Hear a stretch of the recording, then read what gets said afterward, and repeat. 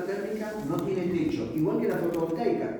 O sea, hace muchos años atrás, cuando yo era chiquito, digo, pensar en energía solar fotovoltaica primero eran solo en las naves espaciales, ¿sí? Y alguna navecita. Y hoy vemos las granjas solares que cubren inmensas superficies de tierra, pero verdaderamente inmensas superficies de tierra, de paneles fotovoltaicos.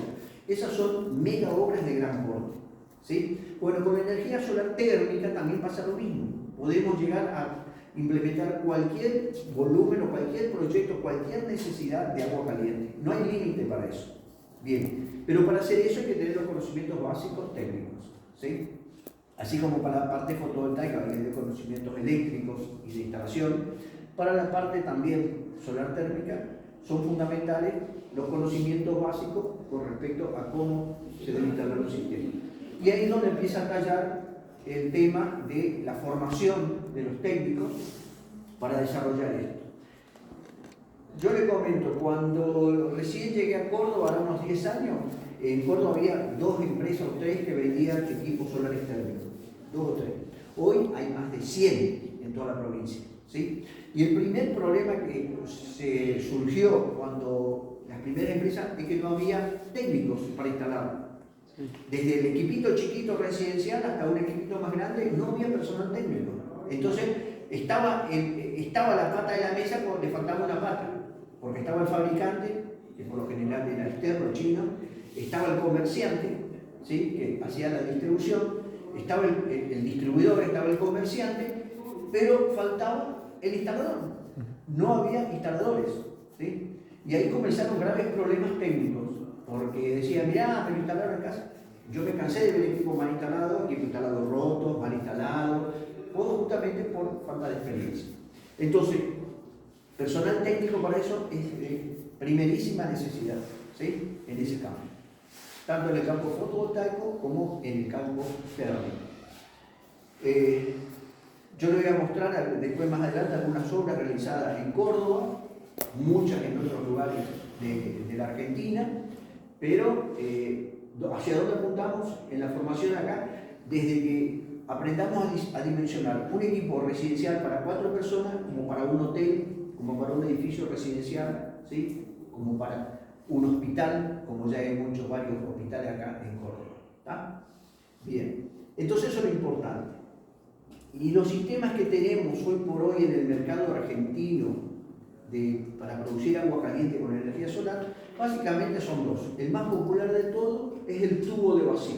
El tubo de vacío, que es el panel que vemos en todos lados, es el tanque con los tubos, ¿sí? Y el otro sistema es el de placa plana. Es una placa plana que cumple la misma función, que calienta el agua, y en el caso de placa plana sería como un split. Un split porque está dividido el tanque del panel, ¿sí?, está separado. Mientras que en el tubo de vacío, el tubo está dentro del tanque y vienen juntos, ¿cierto? ¿Qué es lo que habíamos visto? ¿De dónde viene la energía? Como habíamos dicho, la energía solar, ¿sí? El sol es una fuente, es como una gran bomba atómica de fusión, donde se produce, ¿no es cierto?, la energía del sol, que es puramente hidrógeno. Dijimos que el sol es puramente hidrógeno. Ese hidrógeno, el sol es como una gran gelatina que, debido a su enorme masa gravitacional, esa gelatina, los átomos de hidrógeno se chocan entre sí, liberando una gran cantidad de energía, ¿está? Ahora, en realidad no es hidrógeno puro, sino es un isótopo del hidrógeno, ¿sí?, el deuterio, y el hidrógeno tiene la particularidad, ¿no es cierto?, que tengo un hidrógeno acá, otro hidrógeno acá, vienen ambos, se chocan, poco a poco, liberan una gran cantidad de energía, ¿sí?, y liberan un átomo de helio, ¿sí?, ¿ah?, que el helio produce. Por lo tanto, el sol, mal que los peces, se está consumiendo, sí, lentamente, porque el combustible de él es el hidrógeno. Solo que el cálculo es que dentro de 5.000 millones de años recién se va a transformar en una gran estrella roja y va a absorber a todo el sistema solar, desaparecerá. Pero ese es otro cantar de otro lado. Bien, entonces estos átomos que están erráticos en el sol, en esa maraña de gelatina, imaginemos, ¿no?, ahí apretaditos, todo flotando, liberan, al chocarse, se transforma en una gran liberación de energía y un átomo de helio que tiene otra masa atómica, otro peso atómico, ¿no es cierto?, y otro elemento. Entonces en el Sol ocurre lo que querían hacer los alquimistas. ¿Qué querían hacer los alquimistas? Oro. Transformar la materia, ¿no? ¿Qué era? ¿En qué? ¿En qué? En oro, creo. ¿Pero qué? No me acuerdo. El plomo. Ah, El plomo no. O sea, querían de un elemento, plomo, lo que sea, Cualquier material. es imposible. Eso no se puede hacer. Es aquí que en el Sol pasa. O sea, chocan dos naranjas y sale una manzana. ¿Entendés? Chocan dos hidrógenos y sale un átomo de helio. Entonces ocurre eso, es increíble. Pero debido a esa desaparición de masa, porque desaparece masa, ¿sí? De esos dos átomos con un peso atómico, desaparece la masa y se forma otra masa de un átomo que tiene menor masa, esa masa se transforma en energía. Y esa masa en energía se la expresa como la masa de la masa por la velocidad al cuadrado. ¿Quién hizo esa expresión? Einstein. Albert Einstein. Eso se comprobó luego. La energía igual a la masa por la velocidad al cuadrado, la velocidad de luz es 300.000 kilómetros por segundo, ¿no es cierto? Y Einstein, como yo digo, es una persona que, ¿dónde anduvo? ¿Por dónde anduvo Einstein? ¿Alguien sabe? Y acá por Córdoba. ¿O no hay una foto en el hotel Edén, ahí en el frente? Preguntaba, Einstein. Cuando hablamos de Einstein se nos cae a todos, se nos tiene que caer los pantalones, un tipo increíble, la mente que tenía, lo que planteó, la ley de relatividad, o sea, lo que ha planteado ese hombre en épocas que voy a decir, lo tomaban por un tipo borracho, cuando después se comprobó todo, ¿sí? Y planteó el principio de la energía. Bueno, le gustaba venir a Córdoba y a esa zona de la Fabra. Entonces está ahí, ¿sí? Y esa liberación de energía que sale al Sol, que el Sol está a una distancia de 15 millones de kilómetros de la Tierra, ¿no es cierto? Si nosotros hacemos dimensión, el Sol sería, ¿cómo te diría yo? Vamos a decir, una pelota de básquet en la arena, o más grande, y allá a lo lejos un granito de arena. Ese sería la Tierra. Para que imagínense la cantidad de energía, la mínima cantidad de energía, que nosotros no agarramos nada de la energía del Sol, son tan chiquitos que esa energía del Sol, si pudiéramos captar en un día toda la energía del Sol, por más de 10 años haría funcionar toda la Tierra, lo que funciona en la Tierra. Por captar ¿sí? un solo día de energía. Un solo día. Si pudiéramos captar la verdadera energía del Sol. Sí, sería. Pero lo que nosotros captamos en el ángulo Sí. no es nada. ¿Te das cuenta? Bueno, y siempre yo planteo, la energía, nosotros nos debemos plantear energía, deseamos crear energía, tenemos energía que son no renovables, ¿no es cierto? Y energías renovables. Entre las no renovables tenemos las más contaminantes, el carbón, ¿no es cierto? El carbón mineral, por supuesto, el petróleo, el gas, ¿sí? Son energías no renovables. ¿Qué problema actual? No es que no se pueda, que hay para muchos años más ese tipo de energía. Lo que no se puede es seguir quemándola. O sea, no admite la Tierra que se siga quemando los hidrocarburos que hay, ¿sí? Por el efecto invernadero que estamos alterando, ¿sí? Ese es el problema actual. Dejar de producir eso. Pero lo que pasa es que hay un intríngulis, como se dice, como diría yo, entre qué? Entre la necesidad de producir más energía, ¿sí? ¿De acuerdo?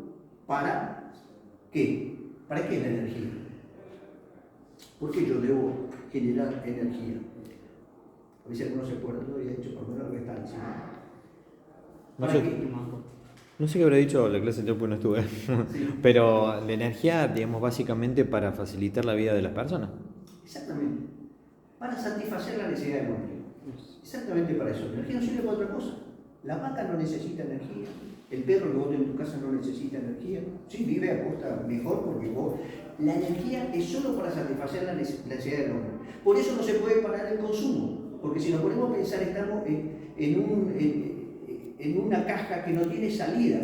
Porque se tiene que seguir consumiendo, porque el sistema actual se basa en el consumo, la actividad de los gobiernos, todo es importación, todo es dinero. Todo. Cuando se para la fábrica de camiones hay crisis internacionales porque cayó un banco.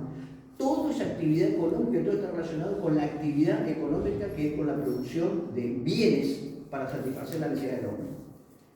Porque es la única manera de parar la rueda, ¿sí?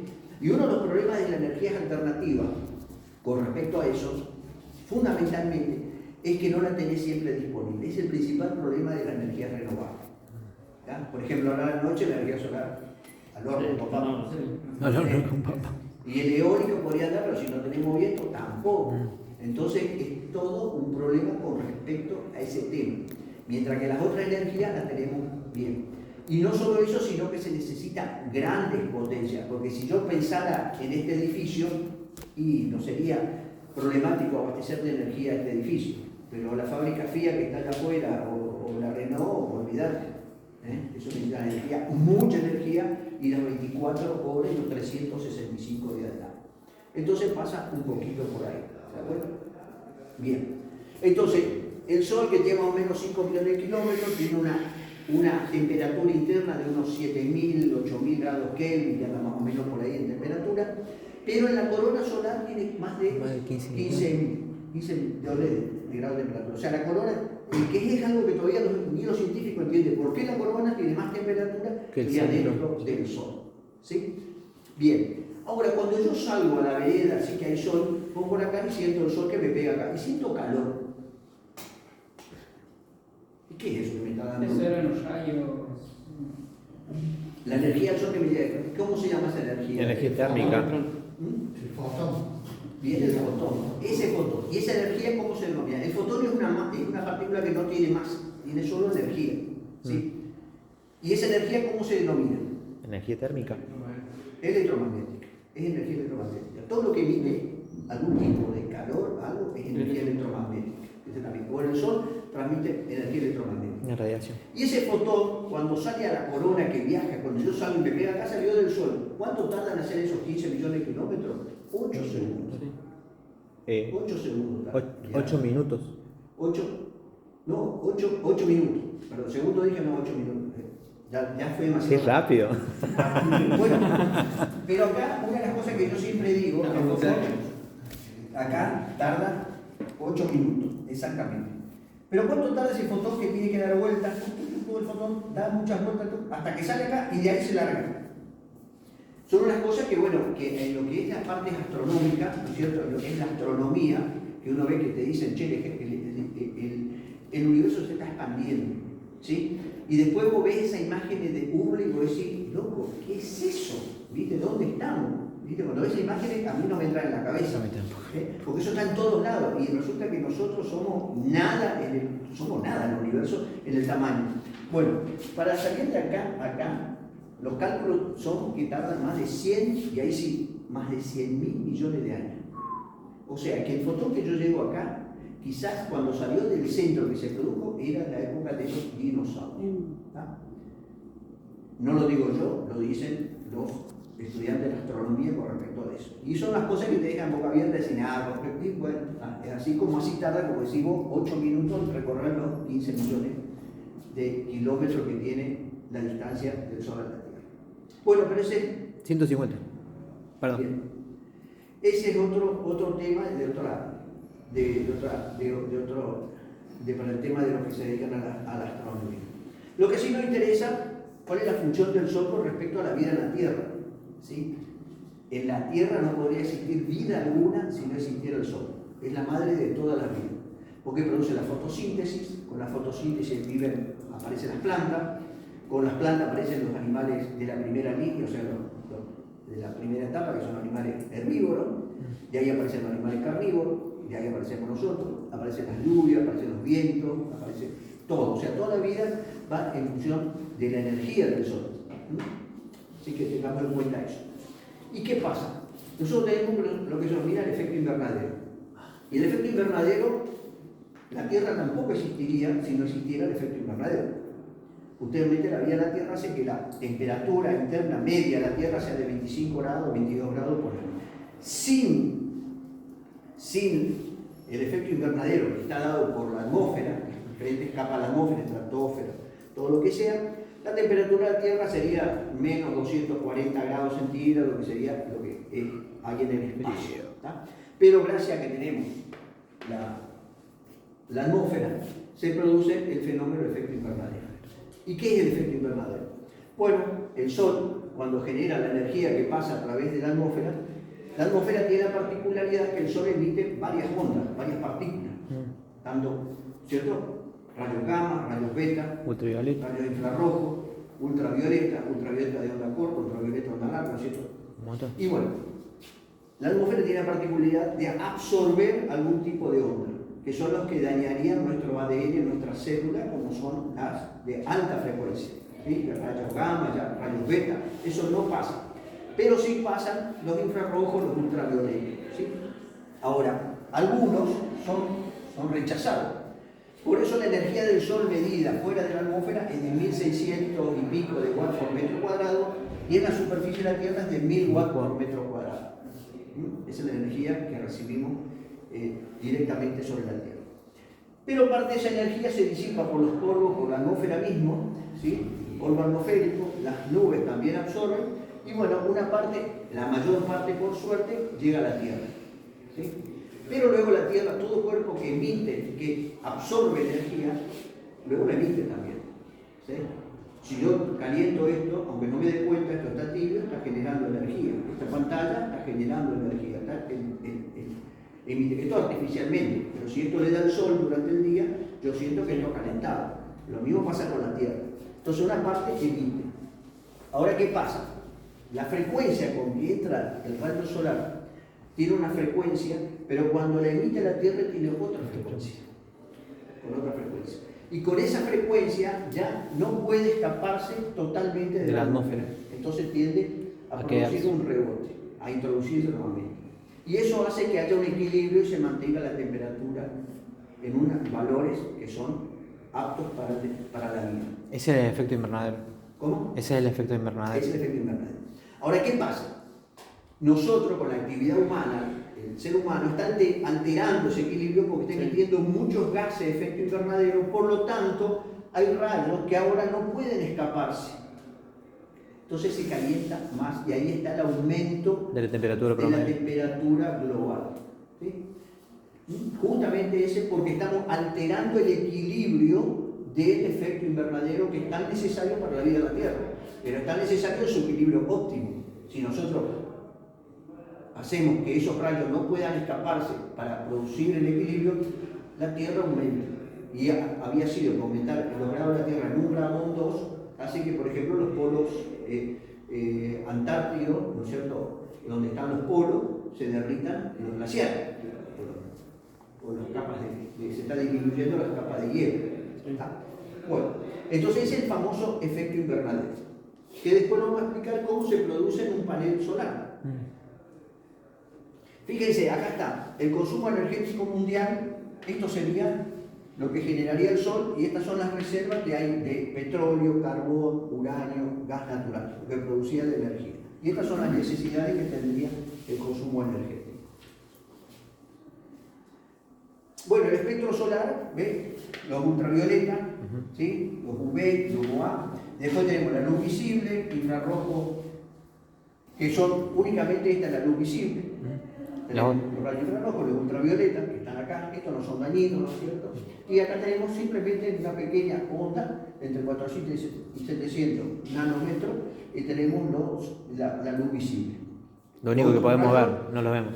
No lo vemos, ¿sí? Yo no veo la onda corta, para nada, no la veo.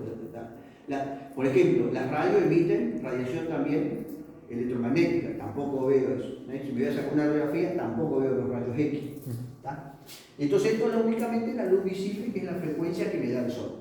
Yo el otro día le preguntaba si los colores existen. ¿Qué decíamos? ¿Los colores existen o no existen? ¿Es la decomposición de la luz blanca? ¿Cómo? ¿No es la decomposición de la luz blanca? ¿Los colores? ¿No es el resultado de la descomposición de la luz? De la luz blanca.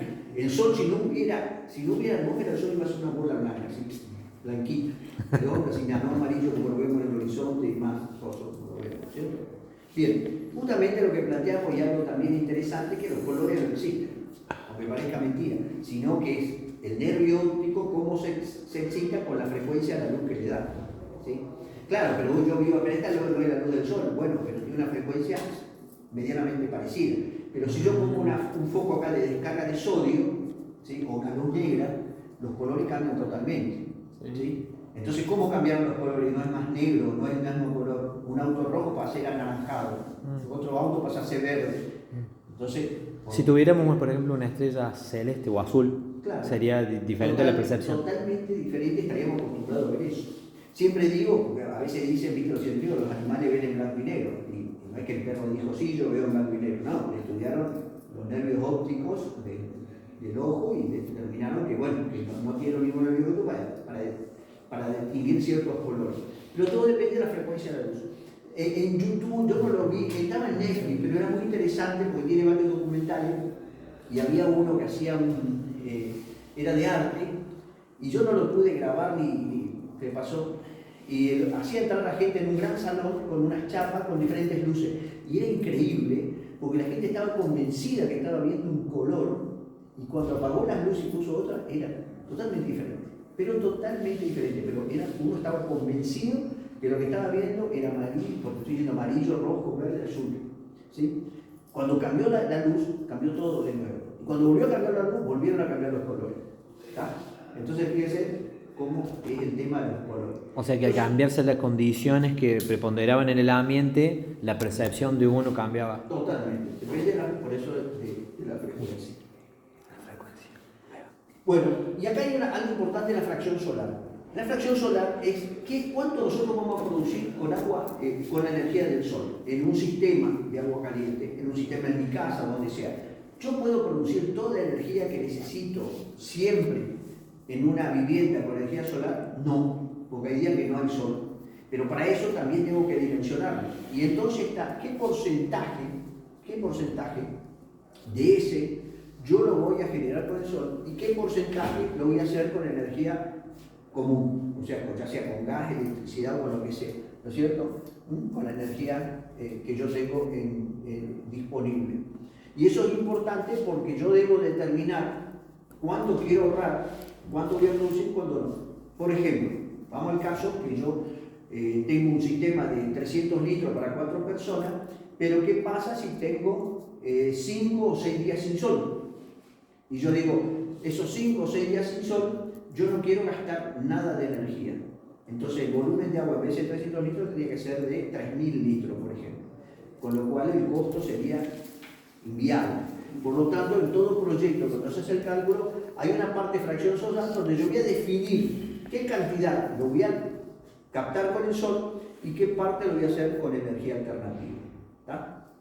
Eso ahora tómenlo como una definición, pero más adelante, cuando entremos más avanzado en el año, cuando estemos en el tema de dimensionamiento de obras de gran envergadura, de gran porte, cuando tengamos que dimensionar, por ejemplo, un sistema de 5.000, 10.000 o 12.000 litros de agua caliente, que tengamos 60, 70 o 120 colectores solares, ahí sí que va a tallar esto acá, la fracción solar. ¿Cuánto nosotros vamos a generar con el sol, pero cuánto lo vamos a dejar hacer con energía tradicional? Bueno, paso acá a la radiación, los componentes. La radiación global se compone de una radiación directa y una difusa. La directa es fácil, cuando salgo al sol y lo veo, esa es la directa. La difusa sería un día nublado. ¿Sí? Un día nublado es radiación difusa. La suma de las dos es la radiación global. ¿Tá? Hay una radiación que no se nombra acá porque es muy mínima, se llama albedo, no albedo, claro. Que es más o menos el pedo del albedo, que es la que viene de los la que rebota. de lo que está circundante, una pared que puede ser de cualquier color, la arena, la nieve, un árbol, lo que sea, que pueda emitir un poco de radiación, porque emite, aunque no lo crea radiación de rebote, más que nada la nieve y la arena, pero esa no se tiene en cuenta. Sí, la global. Fíjense que la mayor radiación difusa la tenemos ¿dónde? En la atmósfera, en la bóveda de la atmósfera, en la bóveda celeste. ¿Se dan cuenta? ¿Por qué celeste?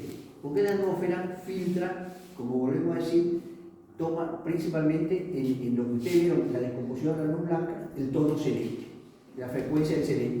Por eso, si no existiera la atmósfera, todo sería negro. Claro, como el espacio. Y el sol blanco, redondito y blanco. Pero tenemos la atmósfera. Y la atmósfera es pura radiación difusa. Porque si yo tengo el sol acá, sí, me da a mí, pero todo el resto está iluminado. Si yo me escondo y escondo el sol, igual sigue todo iluminado. ¿Por qué? Está la radiación difusa. ¿Sí? Si tuviera como la luna, que vos ves todo negro y solo el sol con un gran reflector, ¿sí? Te pones atrás de una pared negra. En cambio, cuando es de día acá no, y te pones atrás de una pared que vos la ves de día, porque la bóveda es una gran fuente de radiación difusa. No es directa, es difusa. Bueno, y para medir esas radiaciones sí tenés nuestro aparato. No hace falta que ustedes sepan cómo anda, pero cuando escuchen pirheliómetro, heliógrafo, actinógrafo, piranómetro, son para medir tanto la radiación directa como la difusa. Eso aparato. Le digo más, hace años atrás, cuando se hablaba de estos aparatos, primero parecían chino básico y solo lo tenían los gobiernos, los que medían los científicos. Yo he ido a ferias, por ejemplo, en Brasil, en todo, en ferias importantes, y ya las empresas los ofrecen como para eso, o sea, es algo necesario que debe saber. Entonces lo compran las universidades, los privados, los desarrolladores de paneles tanto fotovoltaicos, necesitan esos datos, porque te marca, ¿qué te marca? ¿Cuántos días nublado hay en el año? ¿Te das cuenta? ¿Cuántos días de sol tenés? No es lo mismo el sol acá en Córdoba que en Misiones, que en la puna catamarqueña, ¿sí? Entonces eso hay que medirlo, no es que vos estás todos los días midiendo, che, hoy está nublado, no, se ponen estos aparatos que son los que verdaderamente después te dicen cómo está, qué es lo que tenés ahí. Bueno, es un poco la geometría solar. Ustedes saben que el Sol tiene posicionamiento, que al que le interesa que lo vea, tiene la altura solar, el azimut, que es la relación, el desvío hacia el norte. Recuerden ustedes que por ahí, en los libros, en los equipos solares, todos, y está siempre orientado al norte. Si por ahí usted lee en internet al sur, es porque justamente esa bibliografía es del hemisferio norte. Pero todos están orientados al sur. Todo esto va a estar arriba en el campo, así que lo van a poder ver, la incidencia, el ángulo solar. Son ángulos que nosotros no lo usamos, pero bueno, estamos conociendo la geometría solar, la inclinación, la azimut, la desviación y la latitud, que es fundamental la latitud, porque a mí la latitud me dice con la longitud, ¡pac!, se corta un punto donde yo estoy en la Tierra. ¿Sí? Entonces, tenemos, como la Tierra es redonda, dijeron, bueno, el medio pasa por el Ecuador, lo vamos a llamar el Ecuador. ¿Sí? Y para arriba tenemos el trópico de Cáncer y abajo Trópico de Capricornio. Y ahí tenemos todo dividido, cada uno, entonces desde el centro a ese punto un ángulo me da la latitud del lugar. 23,27 norte corresponde a la latitud tropicorio Cáncer y de Capricornio. 23-27. Esto acá, los 23 grados 27 minutos, corresponden también con la inclinación que siempre decimos de la Tierra. La Tierra gira con un ángulo inclinado, este es el ángulo de giro de la Tierra, y este ángulo acá es el de 23 grados 27 minutos. ¿Sí? Porque la Tierra gira en ese sentido, digamos. Y esa inclinación, como decíamos, es la responsable de qué. Esta inclinación es responsable de qué. La Tierra no gira así, y así se traslada, porque es inclinada. ¿Qué es responsable de qué? De la claro. Ahí. De la estación de edad, tal cual, la estación de edad. Esa inclinación es la responsable que en un momento dado, en los solsticios y en los equinoccios, sea verano en un lado, invierno en el otro, primavera en un lado, otoño en el otro. Justamente eso. Entonces la latitud del lugar se define de esa manera. Y del otro lado tenemos la longitud, donde se corta la longitud con la latitud. Bien. Y dijeron, bueno, como ahí teníamos la mitad, porque la mitad de la pelota es fácil, pero la mitad sí, ya no hay mitad. Entonces dijeron, ¿por dónde va a pasar ese meridiano? Lo iban a pasar por un cativo. Dijeron que no. Los salames salían muy caros. Sí, había salames que pase por un cativo, no. Pasa por Greenwich. Y de Greenwich pusieron, este es el 0, para allá 180 y para acá menos 180. ¿Listo? Entonces, donde se cortan dos puntos, un punto a la Tierra. Hoy, ¿cómo puedo saber yo dónde estoy parado en la latitud o la longitud? Rápido. Claro. Los celulares. Hoy tenemos Sí, una herramienta que es el celular. La moneda celular, un GPS, lo tocas así con un puntito y te dice el lugar. Sí, la brújula del celular. Esa ventaja, ¿viste? Esa ventaja. Hoy el celular nos ayuda mucho porque también tenemos brújulas, tenemos inclinómetros, o sea, un montón de cosas que la tecnología nos está ayudando de forma casera, vamos a decir. Antes lo tenían los científicos, hoy tenemos nosotros. Y el alfilercito en el agua también funciona, yo lo probé. ¿Cómo? El alfilercito en el agua también funciona. También sí, de alguna Es manera. genial. Más complicado, ¿verdad? Sí, claro. Bien. Tenés que tener Bueno, paciencia, ¿no? acá está lo que yo le decía, la inclinación. Fíjense que en este caso los rayos del sol están dando ¿dónde? Más con más perpendicularidad. En la cara norte, está más cerca del sol y está la más alejada. Ujú. Entonces yo puedo decir que en este momento es el solsticio de verano, De verano. para el hemisferio norte y de invierno para el hemisferio sur. ¿Ven? Ahí vemos, ¿ven? Acá está del otro lado. Entonces en este caso ahora ya es el Verano. solsticio de verano en el hemisferio sur, como nosotros, y acá esto. Y acá equinoccio, X significa igual, es donde el día y la noche duran el mismo tiempo, que es primavera, otoño, otoño, primavera. ¿No es cierto? Ujú. Pero eso sería. La rotación de la Tierra, bueno, unos 365 años, no es elíptica, no es redonda, ¿no es cierto? Puede variar, varía eso, pero ahí está la Tierra, bueno, rotación, y son datos que nosotros más o menos ya lo manejamos mal que mal, ¿no es cierto? Bueno, en ángulo de inclinación de los colectores, como les decía, siempre 10 grados de la latitud del lugar más 10 grados, eso es lo ideal para los térmicos.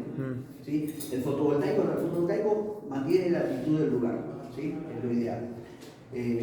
Por supuesto que en obras de gran envergadura de fotovoltaica se usan los tracks, son los seguidores. Claro. Los pequeños no, porque los tracks son muy caros, entonces no justifica porque el costo te sale más caro que el perro. Pero en los sistemas térmicos no, se los deja fijo, ¿viste? El ángulo de desviación con respecto al norte puede ser más o menos 30 grados, no hay problema. ¿Sí? ¿Por qué esto les digo ahora? Porque después cuando vamos a ver en la práctica y cuando avancemos más, eso ya queda como, se vuelve a recordar, pero ya desde ahora ya queda medio que, así el tema de la instalación. ¿Sí? Como vemos ahí, no recomendado este-oeste, menos del sur, pero sí puede ser del norte, más o menos 30 grados. Porque cada vez que haga una instalación solar, de cualquier tipo, a veces me encuentro porque no tengo el norte-norte, ¿sí? Por el techo, porque también tengo que integrarlo a veces estéticamente a la vivienda, por lo que sea. Entonces, si yo me desvío un 30 grados al este o el 30, no hay ningún problema.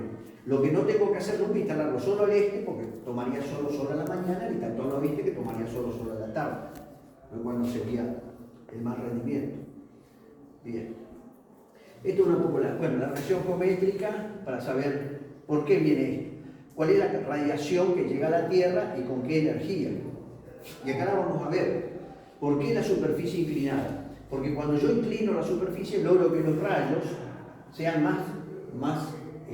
sean absorbidos en una menor superficie, entonces concentro la energía. Fíjense que si yo la energía del Sol la distribuyo en una área, la estoy distribuyendo en toda esta superficie, mucho mayor.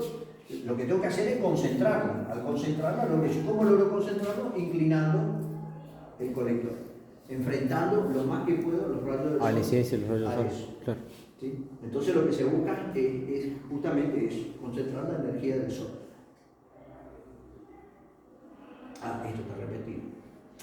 Bueno, cuando se habla de energía solar, le va a pasar a ustedes o a todos, es importante, muchos hablan de energía solar y nosotros tenemos que diferenciar eso. Tenemos la energía activa que se compone de dos componentes, la energía solar fotovoltaica y la térmica.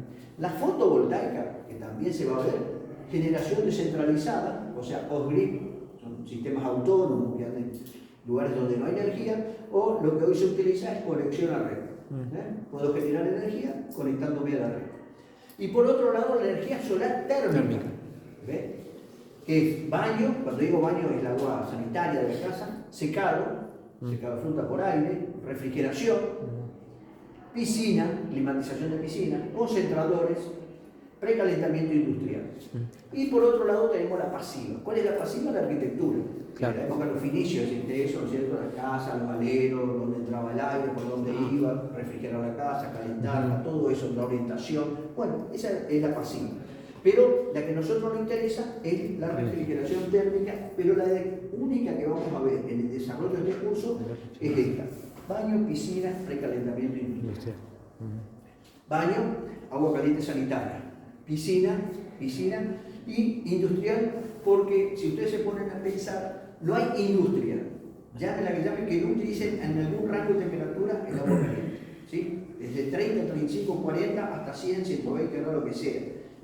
ya sea en caldera, para lavado de elementos, o lo que sea, pero no hay industria que no utilice el agua caliente.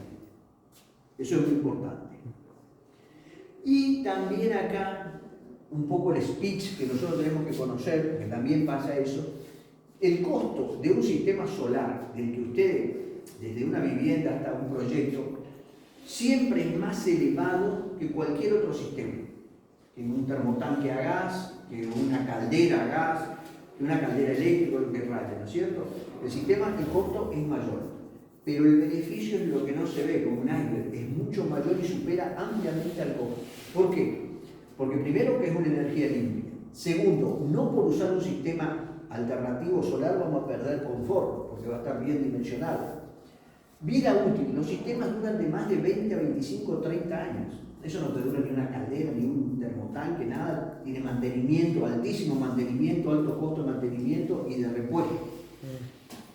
Sistema ecológico, pero principalmente ahorro. ¿Y ahorro qué? Ahorro de dinero. Eso es lo más importante. Entonces, ese concepto es muy claro a la hora de decidir eso. Yo siempre digo, a veces, ¿no?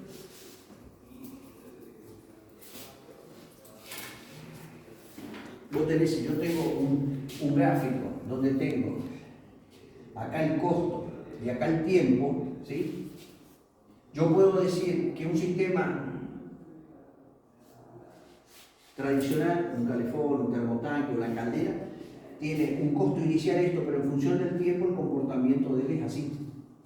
Por el costo de la energía cada vez mayor, eso es indudable. El sistema solar tiene un costo mayor, pero este es el costo de él. Llega un punto de inflexión que todo esto es ahorro. O sea, a partir de acá, Amortización. ya amortiza el equipo. Y este tiempo cada vez se corta más. ¿Por qué? Porque los combustibles cada vez suben más y más costo. Si yo hacía este gráfico acá hace 10 años atrás, acá me voy a dar quizás 15 años. Hoy me da 8 o menos. ¿Te das cuenta? Y dentro del costo. Porque no hace falta que les diga que los combustibles no suben en forma lineal. Sino el combustible desde la nafta a la garrafa, fíjate cuánto salía hace un año atrás, 3, 4, 5 y te querés caer de espalda. Y encima, aunque no se crea, nosotros tenemos barato el combustible todavía. Lo que pasa es que nuestros ingresos son de Morondanga, pero comparándonos, no con Europa, porque olvídate, con nuestros vecinos, Brasil, Uruguay, Chile, ellos pagan la energía 10 veces más cara que nosotros, o 5 veces más cara que nosotros. Es el verdadero valor de la energía. ¿Sí? Acá tenemos la particularidad de subsidiar mal, porque nos llega al pobre, el que quiere comprar la garrafa, nos llega a nosotros a veces el subsidio. Y ahí está el error. Y la energía no se puede subsidiar porque si uno paga lo que vale, la derrochás, no le das valor y no hay inversión. Entonces vienen los cortes de luz, viene la mala iluminación en las calles, viene todo, ¿no es cierto? El mal desarrollo de todo. Bueno, así estamos. Así vamos. Bien, es el costo-beneficio. Y acá vemos que lo que yo le decía, los sistemas solares de placa plana, para que vayamos viendo la diferencia, porque también vamos a ver el tubo vacío. ¿Sí? Fundamentalmente vamos a ver instalación del tubo de vacío, que es el más se utiliza, pero también debemos conocer los sistemas de placa plana.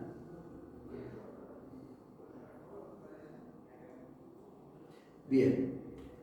Bueno, modo de conducción de la transmisión del calor. Tenemos conducción, ¿sí? ¿Cuál es conducción? Contacto entre dos cuerpos, ¿sí? Con algo caliente, conducción, ¿no es cierto? Radiación electromagnética.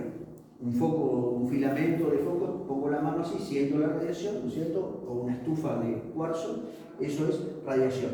Y convección es movimiento de circulación del aire. La que emite, por ejemplo, un radiador. El radiador mueve el aire, ¿no es cierto? Eso calienta por convección. Son las maneras de transmisión que existe del calor. ¿Sí? ¿Y cómo podemos aprovechar esa energía térmica? A través de los colectores. ¿Qué es el colector? Simplemente es donde se calienta el agua y se produce lo que se denomina una bomba natural, que es el termosifón. El principio de funcionamiento de todos los termotanques solares son por termosifón. ¿Sí? ¿Recuerden esa palabra? Termosifón. Eso sería, por ejemplo, profesor, que incide en la onda de los rayos ultravioleta en lo térmico y electromagnética, por ejemplo, en el panel solar. No, acá lo que incide es el infrarrojo, que queda calor. El infrarrojo, El ok. infrarrojo, que queda calor, ¿viste? Genial. El principio de funcionamiento entre un panel, no sé si te refieres a eso, entre un Sí, panel sí, sí. térmico y un fotovoltaico no tiene nada que ver. Listo. Nada que ver. Sí el fotón en el proceso, la fotovoltaica. De generación eléctrica, por eso. Claro, pero nada que ver. Lo único que tiene en común un panel solar térmico con uno fotovoltaico es que el sol es la fuente de energía. Pero el principio de funcionamiento, la composición, la manera de estar construido, el principio de funcionamiento, nada. Claro, por eso es uno en un distinto tipo de onda la que se transmite en uno y en otro. Eso es lo que. No, el principio de funcionamiento, porque acá el sol, ¿sí? El rayo infrarrojo calienta el agua a través, vamos a ver cómo es el proceso, el agua cambia su densidad y al cambiar su densidad queda más liviana. Entonces el agua fría, al ser más pesada, la empuja. Al empujarla se produce una recirculación y por eso decimos que como una bomba natural, el termosifón. En cambio en el panel fotovoltaico, el panel que tiene, ¿de qué está formado un panel fotovoltaico? Adentro, de silicio, es un material. Pero ese silicio, si el silicio yo lo encuentro en la naturaleza, no tiene ninguna propiedad eléctrica. Sí, Lo que tiene pasa es que inyecciones. se lo contamina o se lo dopa con otros materiales. En el caso Fósforo y. Sí. fósforo, pero más normalmente. Y ahí cambia sus condiciones eléctricas. ¿Tá? Pero eso lo vamos a ver, no quiero irme para ese lado. ¿Sí? Pero vamos por este lado. Entonces, el principio de funcionamiento es termosifón. Y eso significa cambio de densidad del líquido. No hace falta que le diga que cuando vos agarras el aceite, lo pones en una olla y lo calentás, queda casi como el agua, ¿no es cierto? Cambia su densidad cuando vos le das calor. Cualquier líquido cambia su densidad cuando vos le das. Queda mucho más liviano. ¿Tá? Entonces es el principio de funcionamiento. ¿Y cómo es ese cambio de densidad? Vamos a verificar acá a ver si se lo veo. Esto lo vamos a seguir viendo después.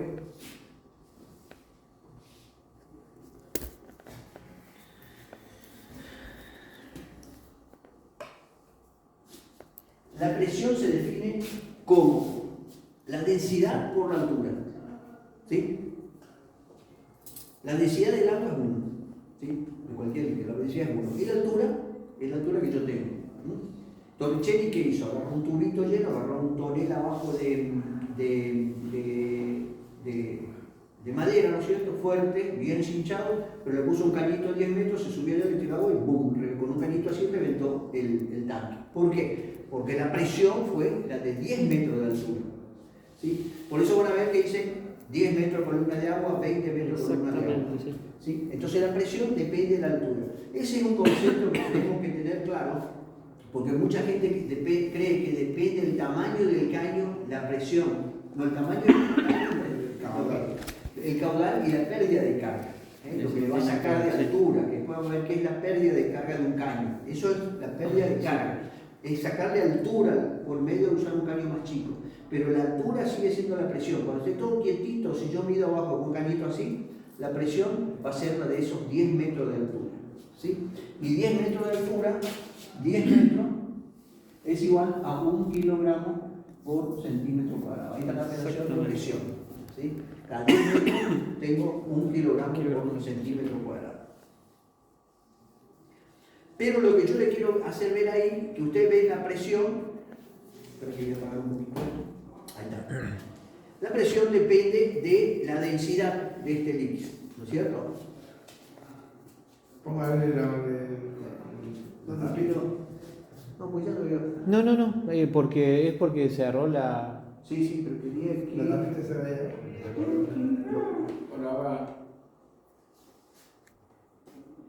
¿Tiene tapita o no tiene tapita? Sí, está colgando. Sí, está colgando. Está colgando ya abajo la tapita. Ah, ahí está, acá. Yo ahí lo digo. ¿Che, no calentará esto? No. Calienta, pero calienta porque naturalmente calienta. No, ahí está bien. Vean dónde quedó mejor. Fíjense, le voy a hacer un ejemplo. Un ejemplo que siempre vamos a poner. Así que este es un tanque, le puse en el medio un vacío solamente para que quede diferenciado. Y tenemos acá, vamos a decir, un punto P1, y acá tengo un punto P2. ¿Sí?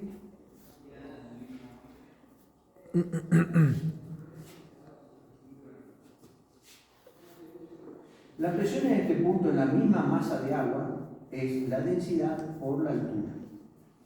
Siendo esta la altura que está en el mismo punto, acá en P1 es la densidad 1, vamos a llamar densidad 1 por la altura.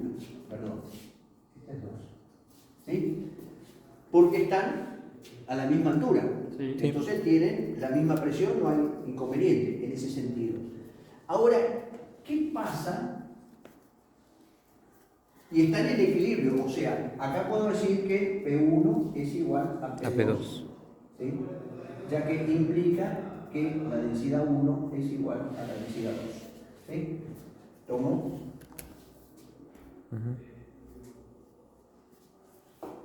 Lógico, son iguales o están a la misma. Ahora resulta que de este lado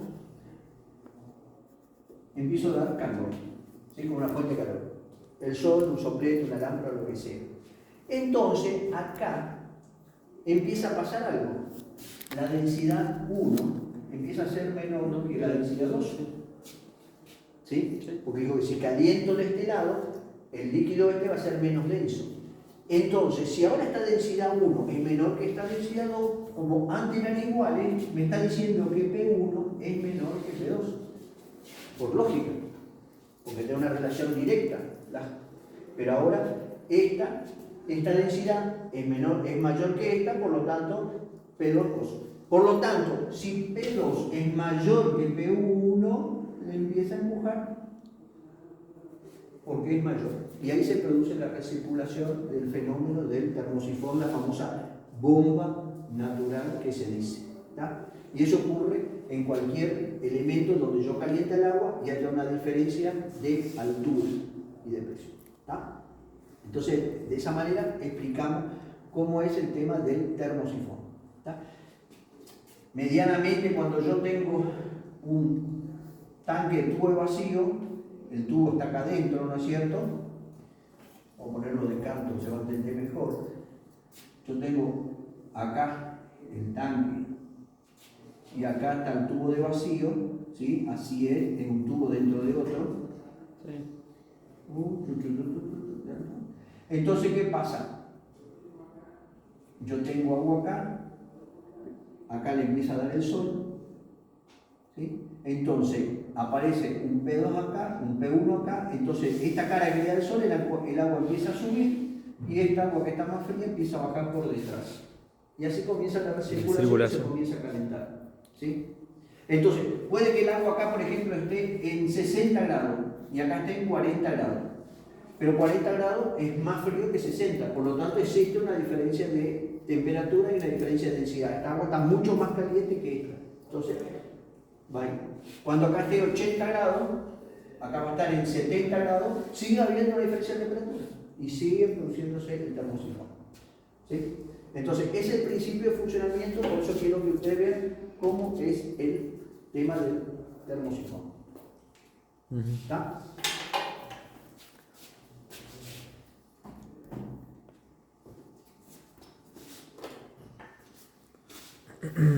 Puede ser que hayan diseñado de manera natural y experimental, si se quiere, y casera este tema de la recirculación con botellas de PET de 2 litros y cuarto.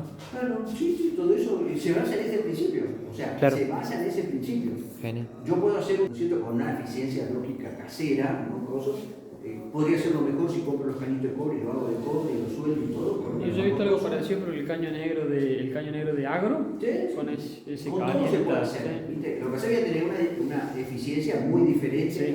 Lógico, ahí de la mano de que justamente los equipos solares diferentes se basan en la eficiencia en la calidad. Claro. Bacán es, cuanto más bajo la calidad constructiva, de la unión entre las placas absorbedoras, de la calidad, todo hacia la eficiencia del sistema. O sea que también puedo hacer una ocasión en mi casa, sí lo puedo hacer. Capaz que la eficiencia a mí me sirve, y capaz no me sirve para que sea comercialmente un producto posible de hacerlo, ¿entendés? Pasaría por ahí.